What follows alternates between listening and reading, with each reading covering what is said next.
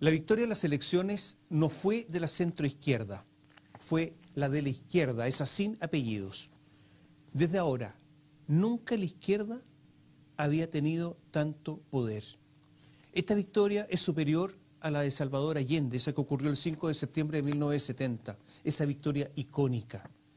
En esa época, la Unidad Popular no pretendía modificar la Constitución. No solo eso, aceptó un reforzamiento de ella, llamado Estatuto de Garantías Democráticas, para poder acceder al poder. Allende ganó con cerca del 36% de los votos. Lo que ha ocurrido ahora es que la izquierda logró tener el mandato popular, o sea, un mandato legítimo para redactar la Constitución sin ninguna limitación. Porque la única que tenía, esa de los 2/3 que obligaba a negociar, no existe. Se vació por completo. Lo que se suponía que era una especie de eufemismo, esa llamada hoja en blanco, se hizo total realidad. Comienza entonces una nueva república. Algo más en relación a Allende. Ahora la izquierda ganó el dominio de un país inmensamente más rico y con una cantidad de recursos a los que echar mano, que son los recursos que tienen las AFP. Desde ya es bastante evidente que las ISAPRE y las AFP tienen fecha de defunción cierta, se terminaron, van a terminar en cualquier momento. Y el motor macroeconómico, que son las AFP, va a desaparecer. Lo que ha ocurrido es lo siguiente: el estallido social se institucionalizó. Ahora tiene electos democráticamente a sus representantes, están ahí en la convención y además son inobjetables. Tanto es así que ahora es perfectamente aceptable que los perseguidos penalmente por los delitos cometidos luego del estallido social, hay que pensar si deben ser amnistiados o indultados, porque en democracia es la mayoría la que dicta las reglas. También se institucionalizó el cambio cultural. Hace muchos años, 30 años, que siempre hubo críticos del modelo. No tenía mucho espacio porque el otro modelo era el de los socialismos reales, que habían caído en medio de su fracaso. Pero progresivamente, culturalmente, se empezó a horadar el sistema. Progresivamente, ese trabajo ideológico metódico permitió dar con un nuevo clivaje. Ya no era dictadura-democracia, sino que entre neoliberalismo y antineoliberalismo. Y no se puede estar al medio, como no se puede ahora estar entre los que son del pueblo y los llamados privilegiados. Ganó arrolladoramente el antineoliberalismo, los antisistemas, y por eso la página en blanco que parecía utópica, que simplemente algunos le explicaban como tener la cabeza despejada para redactar la Constitución, lo reiteramos, existe ahora porque no hay contrapesos. La pérdida del tercio por parte de la derecha es justamente eso. Decíamos hace un rato que se había empezado a producir un cambio cultural en Chile. La derecha, que en algún momento convenció con frases repetidas como mantra y que ahora aparecen tan de modé. La derecha había convencido. ¿Con qué frases que ahora parecen muy antiguas? El mercado es el mejor asignador de recursos. Para que haya mercado, tiene que haber muchos oferentes y muchos demandantes. Solo hay que dedicarse a producir donde haya ventajas comparativas. El Estado solo tiene que hacer aquello que los privados no lo pueden hacer, o sea, el Estado subsidiario. Todo esto, estas frases que en algún momento hicieron mucho sentido, todo esto se pudrió en medio de la concentración económica, las pasadas para hacer un negocio millonario que aseguraba la vida para siempre y a cuánto heredero hubiera, el cacareo del mérito, pero cuando siempre triunfaban los de siempre, y además el desprecio por el trabajo. El trabajo ya no rentaba, sino que la plata se ganaba en el mundo financiero. Y es verdad que los chilenos viven mucho mejor, pero eso no importa ante la desigualdad. Y en medio de tanto auto de alta gama que pululan por Santiago, el sistema naufragó. Las colusiones sin sanción no importaron, los empresarios designaban como sus representantes, hasta hace poco, a personas que representaban a las coludidas con impudicia. El abuso de los contratos leoninos de los malls a los locales comerciales, los pequeños locales comerciales, no hay nada más simbólico del liberalismo o del neoliberalismo económico que los malls. Bueno, vaya a preguntarle a los dueños de los locales pequeños si estaban contentos con los contratos que les imponían. Los abusos de empresas a proveedores, de los supermercados, grandes empresas que concentraron los canales de distribución en abuso a los productores. El curioso asunto de algunos, incluso candidatos que se enriquecieron al trabajar o al ser dueños de universidades que por ley no tenían fines de lucro. ¿Cómo alguien se enriquece en una organización que no tiene fines de lucro? Explíquelo. Esa explicación de que estamos bien, mañana mejor, empezó a perder sentido ante cierta sinvergüenzura evidente. Porque hasta la presidencia estaba salpicada por estas situaciones y no importaba mucho hasta que finalmente a la gente le importó. Le voy a hacer una pregunta simple. ¿Por qué la comida en Chile es tan cara? ¿Por qué usted entra a un supermercado en Roma y la comida es más barata? O en Alemania y la comida es más barata. ¿Por qué no le importa a nadie? Con una clase media ahogada, imagínese los sectores más pobres, más ahogados al comprar comida. Porque el modelo está en problemas si ni siquiera la comida tiene precios razonables. Y agrega eso que grandes empresarios compraron a la clase política y la misma clase política se encargó de parar toda investigación. Y fueron los empresarios los que financiaron y por lo tanto cooptaron a los centros de pensamiento político de la derecha, los que generan las ideas, los papers, establecen posiciones políticas y valóricas. La expresión zona de sacrificio se transformó en un cruel símbolo cuando la conciencia ambiental ya es mundial. Posiblemente esa frase zona de sacrificio pueda simbolizar lo que tenía que ocurrir. Y la clase política también en muchos casos se enriqueció. Demasiadas segundas casas, demasiadas situaciones económicas sospechosamente consolidadas cuando se trabaja solo en política. Y esto ocurrió no solo a la derecha, porque el llamado Red Set existe por si acaso. Financiada por los empresarios, cerraron la puerta a toda renovación.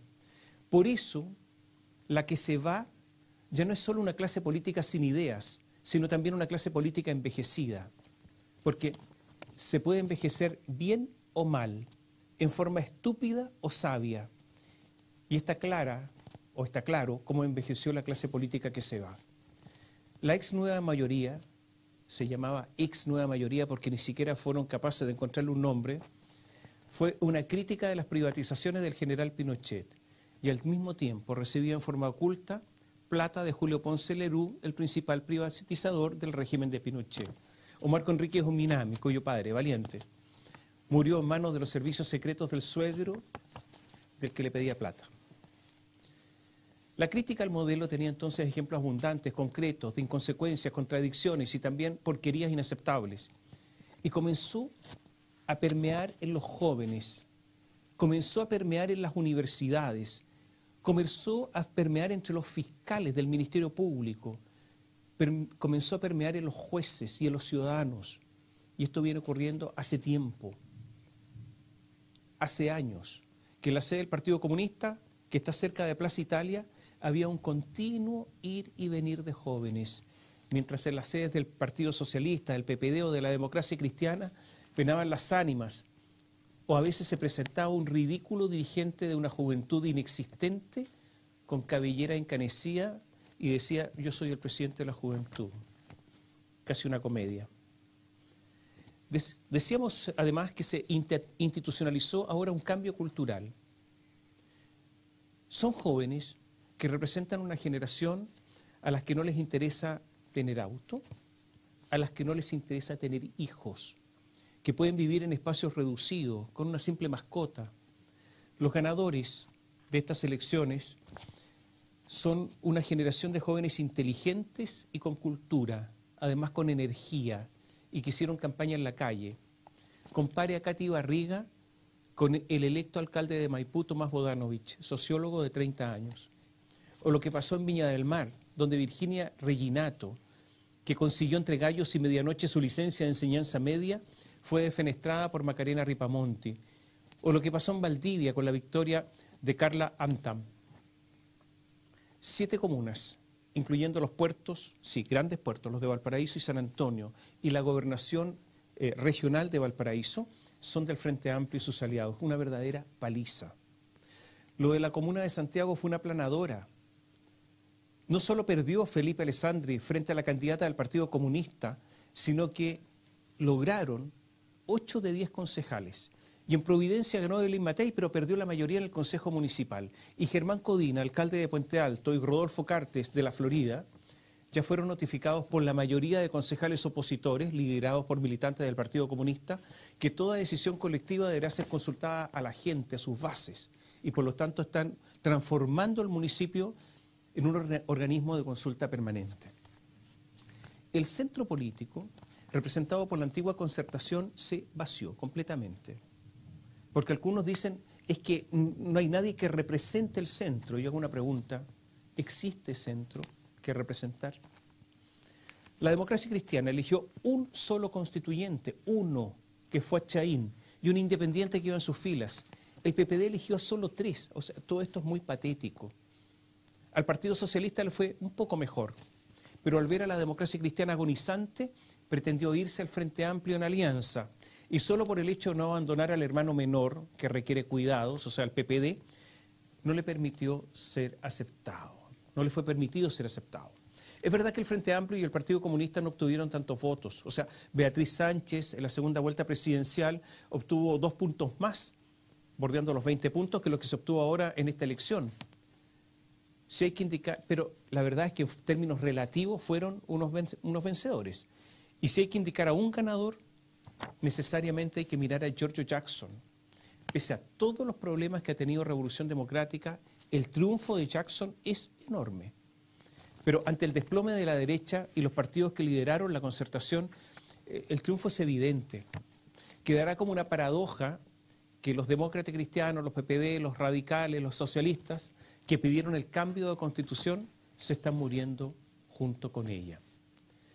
Pero si hay que hablar de ganadores, hay que referirse absolutamente a los independientes, a los electos de la lista del pueblo, también a otras listas de independientes. Desafiando un sistema electoral diseñado por los partidos para ellos mismos, lo usaron en su beneficio y ganaron.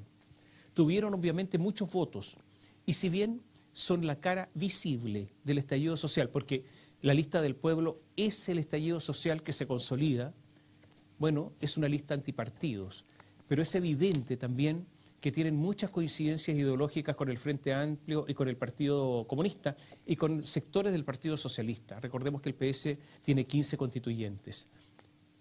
Esa fuerza es formidable y decisiva para redactar la nueva Constitución. Por eso decimos que ahora sí que hay hoja en blanco. Es verdad que la lista del pueblo no tiene una articulación tradicional, pero en muchas materias hay posiciones compartidas. Son antipartidos, son antineoliberalismo en forma radical. María Rivera, abogada electa por esta lista, sostiene en el diario El Mercurio que es posible expropiar sin indemnización a las 10 familias más ricas. Y sostiene que Venezuela no es un país socialista, es un país capitalista. Es verdad que ante la redacción de la Carta Constitucional, de la Carta Fundamental, todo lo demás parece intrascendente, incluyendo la presidencial, porque el próximo presidente será un presidente de simple administración. En el panorama actual, al parecer, la derecha no tiene candidato. Se inscribieron Lavín, Desbordes, Briones y Sichel, algunos incluso con desgano. Pero, ¿qué candidato en serio tiene la derecha? Lavín, el que parece más fuerte, está bien diluido. De los 4, es el que más defendió el neoliberalismo. Fue funcionario de Pinochet, autor del libro La Revolución Silenciosa, extrañamente comprado por la minera estatal Codelco, con miles de ejemplares que se guardaron en sus bodegas, vendedor del agua de la Municipalidad de Santiago durante su gestión. Él puede llegar a convertirse en una especie de punching ball de esos con los que entrenan los boxeadores. Recibe mucho castigo digo, pero no responde. Caído Jimena Rincón, Heraldo Muñoz, Pablo Vidal, Marcelo Díaz, solo corren Paula Narváez, Gabriel Boric y Daniel Jadue por la izquierda. Y Gabriel Boric y Daniel Jadue van a primarias, por lo tanto surgirá uno solo entre los dos. Y posiblemente se agregue la demócrata cristiana Yasna Proboste, que ideológicamente está muy cerca del Frente Amplio. De más está decir entonces que la derecha la tiene muy difícil. Incluso podría no pasar a la segunda vuelta y que se repita el escenario que ocurrió en la gobernación de Santiago. Pero a lo mejor no es ni siquiera todo eso importante, porque lo relevante es que la Constitución, la que regirá las reglas de convivencia hacia el futuro, será redactada por un sector que hasta el momento no tenía poder. Torpemente algunos dicen que esta es una elección más y que ya vendrán otras donde sectores tradicionales les podrá ir mejor. Eso es falso, porque esta elección es única, no se va a volver a repetir. Otros dicen que distinto es gobernar y que ahí van a empezar a rendir cuentas. Falso. La Constitución se redacta ahora y luego gobernará cualquiera, pero con estas normas. Otros dirán que las políticas económicas que se proponen pueden llevar a una crisis económica y por lo tanto eso les va a cobrar la cuenta. Puede ser, pero a largo plazo, porque los dineros de la AFP pueden ayudar a sostener el nuevo modelo por mucho tiempo y de paso pueden ayudar a cambiar la cultura del país. Tenemos ejemplos vecinales abundantes. Y un detalle más. Los dirigentes que han ganado, se lo reitero, son jóvenes y preparados y tienen todo el tiempo a su favor, porque son jóvenes y eso vale oro, tienen tiempo. Los dirigentes, hoy perdedores, vetustos, ya no tienen tiempo ni siquiera para intentar recuperarse, porque su tiempo terminó. Ha comenzado una nueva era y esta es una nueva república.